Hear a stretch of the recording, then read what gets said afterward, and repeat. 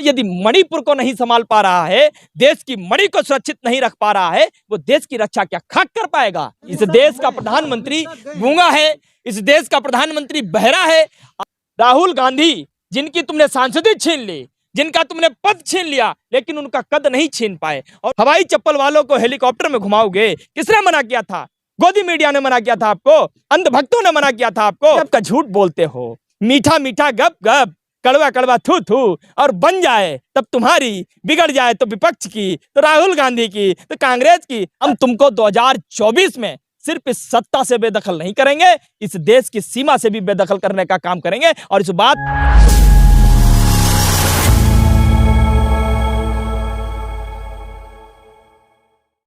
देखिए, क्योंकि राहुल गांधी नेता हैं, जननायक हैं, और इसीलिए तो अपनी जनता के बीच में गए हैं। उनकी बात को सुनने के लिए तमाम लोग जो अपने घरों को छोड़ने पर मजबूर हुए हैं, आज राहत शिविरों में रह रहे हैं, जिनके पास खाना नहीं है, रात को सोने के लिए बिस्तर नहीं है, जिनके पास पीने के लिए पानी नहीं है, ऐसे लोगों से के पास अगर राहुल गांधी मिलने के लिए जाते हैं तो ये तो बहुत अच्छी बात है। और मैं समझता हूँ कि जो भी अपोजिशन का नेता है, हर नेता को वहाँ जाना चाहिए। और अगर कोई ये सोचता है कि किसी नेता को नहीं जाना चाहिए, तो कम से कम एक इंसान के तौर पर तो इंसान को जाना ही चाहिए। तो राहुल गांधी एक इंसान के तौर पर, एक विपक्षी लीडर के तौर पर, और एक बहुत जिम्मेदारी पार्टी के नेता के तौर पर वहां पर गए, लोगों से मिले, लोगों से बातचीत की, लोगों के दुख और दर्द को साझा किया। जो काम आज राहुल गांधी वहां जाकर के कर रहे हैं, वो काम आज के 2 महीने पहले इस देश के मुखिया को करना चाहिए था, इस देश के प्रचार मंत्री को करना चाहिए था। जो प्रधानमंत्री हैं, दुर्भाग्य है इस देश का कि प्रधानमंत्री पद पर रहते हुए प्रधानमंत्री के लायक कोई भी काम उन्होंने 9 साल में नहीं किया है।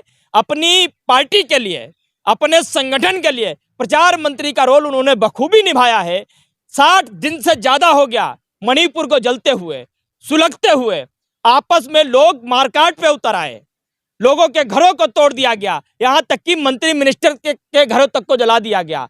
50,000 से ज्यादा लोग घरों से विस्थापित हो गए, राहत शिविरों में रहने को मजबूर हैं। 120 से ज्यादा लोग काल का ग्रास बन गए, इस लोक से परलोक गमन कर गए। और ऐसी स्थिति में भी अगर इस देश के मुखिया को, इस देश के प्रधानमंत्री को अगर दिखाई नहीं देता, वहां के लोगों की चीखें सुनाई नहीं देती, तो फिर मैं क्या कहूं? इस देश का प्रधानमंत्री गूंगा है, इस देश का प्रधानमंत्री बहरा है। आज तक उनके ट्विटर हैंडल पर, उनके फेसबुक पेज पर, या कहीं भी किसी भी जगह एक छोटा सा भी बयान आप दिखा दीजिए मुझे कि मणिपुर को शांति स्थापित करने के लिए दिया गया हो। जबकि 24 घंटे रात और दिन टेलीप्रॉम्प्टर का प्रयोग करके इस देश का प्रधानमंत्री प्रचार मंत्री बनकर सुबह से शाम तक टेलीविजन पर रहता है, फिर भी मणिपुर को लेकर आज तक एक शब्द उनको बोला नहीं गया है। अगर राहुल गांधी वहां जाकर के वहां के लोगों से मिलते हैं, उनकी बात करते हैं, वहां मोहब्बत की बात करते हैं, शांति स्थापित करने की पहल करते हैं, लोगों से यह कहते हैं कि तुम अपने दिलों से नफरत की खलिश को निकालो, तभी मोहब्बत पैदा होगी, और जब मोहब्बत पैदा होगी तभी हिंसा से हमारा मणि बच पाएगी, भारत की मणि बच पाएगी, मणिपुर बच पाएगा। और यह काम जब राहुल गांधी करते हैं, तुम उन्हें भी रोकने का काम करते हो। इसीलिए मणिपुर की जनता एक आवाज में कह रही है कि तुम खुद आना नहीं चाहते, प्रधानमंत्री को किसी को भेजना नहीं चाहते, मणिपुर में शांति स्थापित करने की पहल करना नहीं चाहते। अगर कोई आता भी है, शांति की बात करता भी है, तुम उसे रोकने का काम कर रहे हो। क्यों भाई?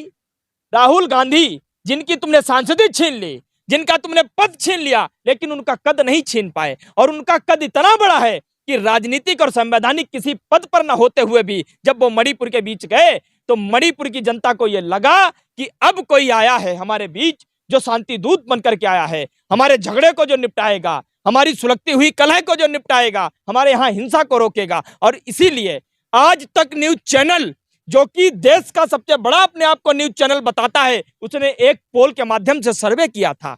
और 3 दिन के बाद जब राहुल गांधी लौट करके आए, तो वही चैनल लिखता है, जो चैनल नरेंद्र मोदी की, भारतीय जनता पार्टी की सुबह शाम तक चढ़ चुंबक बनकर के उनकी चाटुकारिता करता है, वो राहुल गांधी के लिए लिखता है कि राहुल गांधी 3 दिन वहां रहे, उनके आने के बाद में इतना फर्क है कि 3 दिनों तक कोई हिंसा नहीं हुई, वहां की स्थिति सामान्य है। वहां के लोगों को बहुत राहत मिली उनके शब्दों से, उनके बयानों से। और वहां से लौट करके जब राहुल गांधी आए, फिर से उस पटकथा को दोहराने का काम किया जा रहा है, फिर से मणिपुर को सुलगाने का काम किया जा रहा है, फिर से उस आग को भड़काने का काम किया जा रहा है। और इसीलिए हम लगातार एक ही बात कह रहे हैं कि इस देश में लड़ाई कांग्रेस और बीजेपी की तो है ही, लड़ाई पक्ष और विपक्ष की तो है ही, लेकिन सबसे बड़ी लड़ाई इस देश में नेता और अभिनेता के बीच में है। नेता अपनी जनता के बीच, नेता मणिपुर में है, नेता राहत शिविर में अपने लोगों से मिल रहा है, नेता वहां के अपने घरों से विस्थापित हुए बच्चों से मिल रहा है, अभिनेता अमेरिका में टहल रहा है, अभिनेता मेट्रो में घूम रहा है, नेता वहां शांति स्थापित हो इस बात के लिए बयान दे रहा है, अभिनेता वहां आग भड़कती रहे इस बात के लिए मौन है। लड़ाई बिल्कुल स्पष्ट और साफ है, आप देख लीजिए। तो अमित शाह तो गए ना वहां पे, गृह मंत्री से नहीं रुक पा रहा, तो फिर राहुल जी से कैसे लोग मान रहे हैं? अरे पत्रकार महोदय, आपको मैं बता दूं कि जब गृह मंत्री अमित शाह वहां गए थे, 25 से 28 हजार का आंकड़ा था जो अपने घरों से विस्थापित हुए थे। गृह मंत्री अमित शाह के आने के बाद यह आंकड़ा इतनी तेजी से बढ़ा कि 50 हजार से ज्यादा लोग अपने घरों से विस्थापित हो गए, 120 से ज्यादा लोग मौत के मुंह में समा गए। किस बात के गृह मंत्री हो आप?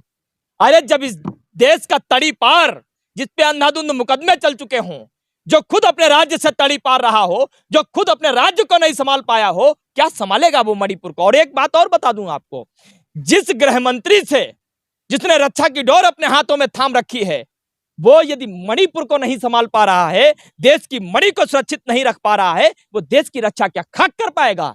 और इसीलिए मैं कहता हूं कि प्रधानमंत्री नरेंद्र मोदी समेत भारतीय जनता पार्टी के दो चेहरे थे जो आज तक देश ने पहचान नहीं पाए थे।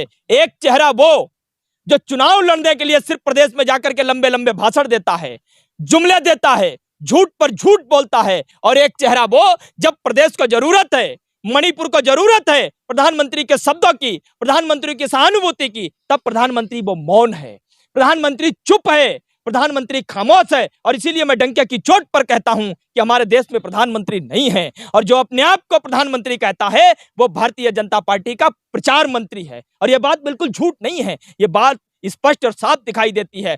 रही बात कि हम लगातार प्रदर्शन कर रहे हैं, हम लगातार आवाज उठा रहे हैं, हम वहां के मुख्यमंत्री के इस्तीफे की मांग कर रहे हैं, तमाम लोग ये कहना चाह रहे हैं काहे भाई इस्तीफा मांग रहे हो? आपको एक जानकारी बता देता हूं, वहां के मुख्यमंत्री पूर्ण बहुमत से सरकार बनाए हैं, वहां पर 32 सीटें हैं भारतीय जनता पार्टी की, बहुमत की सरकार है। और वहां का मुख्यमंत्री मेत्तई समुदाय से आता है। मेत्तई समुदाय इंफाल की घाटी में रहने वाला समुदाय है जिसकी 40 विधानसभा सीटें हैं, और मेत्तई समुदाय को एक जाति का विशेष दर्जा मिले, इसी चीज को लेकर पहाड़ी पर रहने वाली जनजाति जिसको कुकी और नागा कहते हैं वो विरोध कर रही है। और जिस जाति के खिलाफ विरोध है, जिस जाति के खिलाफ हिंसा भड़की, क्या उस जाति के मुख्यमंत्री को जिम्मेदारी लेते हुए इस्तीफा नहीं देना चाहिए था? हिंदुस्तान के राजनीतिक इतिहास में जब जब कोई हिंसा हुई, जब जब कोई आगजनी हुई, जब जब कोई दंगे हुए, तो वहां के सबसे जिम्मेदार व्यक्ति ने सबसे पहले इस्तीफा दिया, फिर शांति की पहल की, और फिर दोनों समुदायों के बीच एक वार्तालाप का चैनल स्थापित करके वहां की स्थिति को सामान्य किया। लेकिन वहां का मुख्यमंत्री ये कह रहा है मैं तो इस्तीफा देने गया था, मैं तो इस्तीफा फाड़ना चाहता था, लेकिन जनता ने इस्तीफा नहीं देने दिया। ये बात ठीक उसी तरीके से झूठ है जैसे इस देश के एक जुमलेबाज ने 15 लाख रुपए का जुमला दिया था। आप मुझे बता दो किसने मना किया था 15 लाख रुपए देने के लिए? तुमने मना किया था, तुमने मना किया था, देश की जनता ने मना किया था, अंजना ओम कश्यप ने मना किया था, गुल्लू देवगन ने मना किया था, चमन चोपड़ा ने मना किया था। आपने 2 करोड़ रोजगार की बात की थी, किसने मना किया था? हमने, आपने, जनता ने, गुल्लू देवगन ने, चमन चोपड़ा ने, किसने मना किया था भाई? हवाई चप्पल वालों को हेलीकॉप्टर में घुमाओगे, किसने मना किया था?